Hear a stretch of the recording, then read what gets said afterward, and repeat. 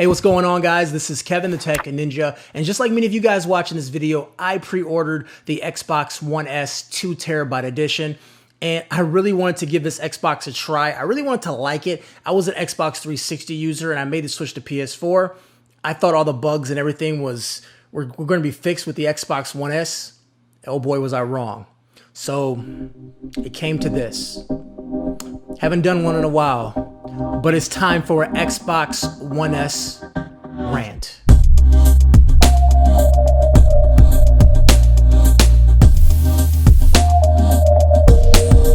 I'm going to break this thing down into 10 reasons why the Xbox One S sucks.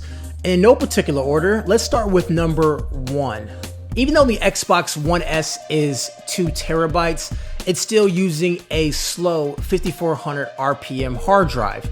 There's no option for 7200 or, God forbid, they put a 10,000 RPM drive in there. Now what happens is you're gonna get really slow game install times. I mean, that's why you put a disc in, and that's why you're waiting 45 minutes to play the doggone game, because the hard drive speed is so slow.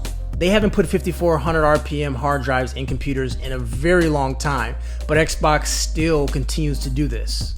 Even though the processing speeds were updated a little bit, the Xbox is still laggy when there's a game open on the dashboard. You still can't fluidly flip through the dashboard. You have a lot of slowness and shuddering and all that stuff, and it makes it just an overall bad experience. This is supposed to be a new system, right? Now let's stick with the internals and talk about the GPU. Even though, once again, the GPU is supposed to be faster and some games can be unlocked to unleash the better performance, Digital Foundry, who is super respected, they only found 4 to 7 frames per second increase on some of the games that are supposed to be Xbox One S unlocked, and the other games were actually performing exactly the same.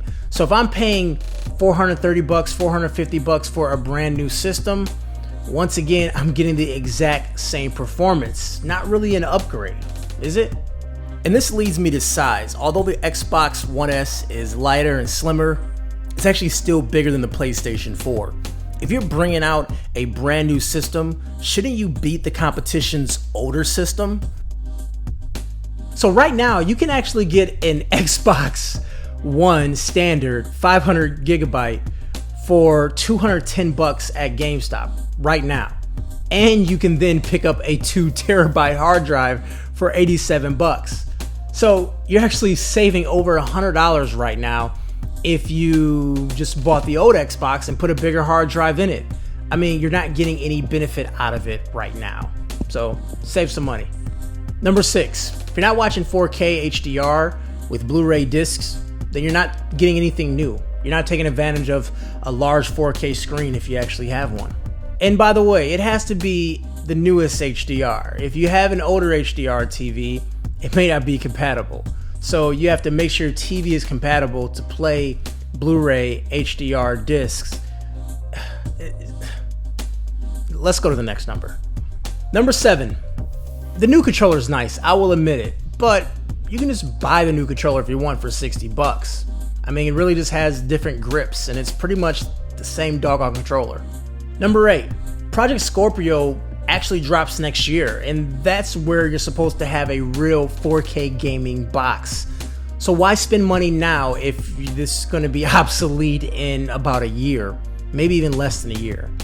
So it's kind of weird that they're bringing this out as like a patch to fix the old broken Xbox, but they brought something out that was just as broken for the newer system to come out in a year. What? Number 9, obviously I talked about it a few times. There is no native 4K gaming. It's just upscaling. And when you upscale an image, it's not gonna look as good. So don't think that it's a 4K gaming system. It's not a 4K gaming system. Plug it into your TV. You're not gonna see a difference. It may even look worse. Some games are actually looking worse on a 4K TV because the jaggies and the imperfections is actually much more pronounced. Man. Can you imagine buying a brand new gaming system and a brand new TV and it looks worse than on your old TV and the old system? Dude. Number 10, Xbox is killing the Kinect.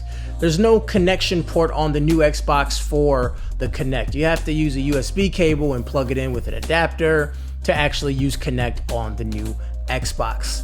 It looks like Xbox that was actually made to be centered around the Kinect, Xbox is really taking it behind the shed and putting one to the scope. It really feels that way. Xbox is sort of abandoning their whole idea of what the Xbox was when they first announced it during the E3 conference, and they were talking about Kinect, how it's going to control your living room. That's long gone now. Kinect is done. Forget about it. Throw it in a grave, stomp on it, pour some liquor out for your homies. Whatever you need to do, Kinect is dead. And guys, in case you're wondering, my Xbox, I did put a D-brand skin on it just to make it look a little bit better. You can actually get that for the Xbox, and I'm sure with the One S is available, you'll be able to get a D-brand skin for the Xbox One S too. The links are down below to make your Xbox look a whole lot better when you D-brand it. So anyways, guys, those were my top 10 reasons why the Xbox One sucks. What are your top 10 reasons? List them down below, and the number one reason I'm going to send you something pretty cool. All right, guys, I'll talk to you folks later. Peace.